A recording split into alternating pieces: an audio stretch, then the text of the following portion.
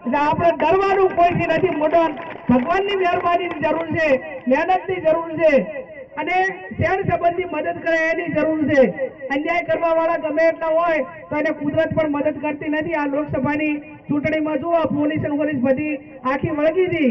અહીં આપણે ઓલા થરાદમાં સીપી ચૌધરી છે, એ ગામડા ગામડા ફરીને બધી મીટિંગો કરે. ભાજપનો એજન્ટ હોય એ પીએસઆઈ કે પીઆઈ ના કહેવાય, એ ભાજપનો એજન્ટ કહેવાય. અને આવા પોલીસ વાળાને બહુ રાજકારણનો શોખ હોય ને તો પ્રજાના પૈસે નોકરી કરીને પગાર ના લેવાય, રાજીનામું આલી અને મેદાનમાં વાય એટલે કેટલી બીજી ખોટ આવી જાય ખબર પણ પડે. એટલે આવા અધિકારીઓને ક્યાંક ને ક્યાંક એ આપણા હિસાબે જયારે નમતા હોય, આપણી મહેરબાની પ્રજાના પૈસે જયારે પગાર લેતા હોય ત્યારે એમને ડિપાર્ટમેન્ટનું કામ કરવાનું હોય. એને બદલે માત્ર ભાજપના એજન્ટ, કોઈ વ્યક્તિના એજન્ટ અને કોઈના ઉપર ધાક ધમકી ખોટા દબાણ લાવવા તો એ પણ કાચના ઘરમાં રહેતા હોય છે.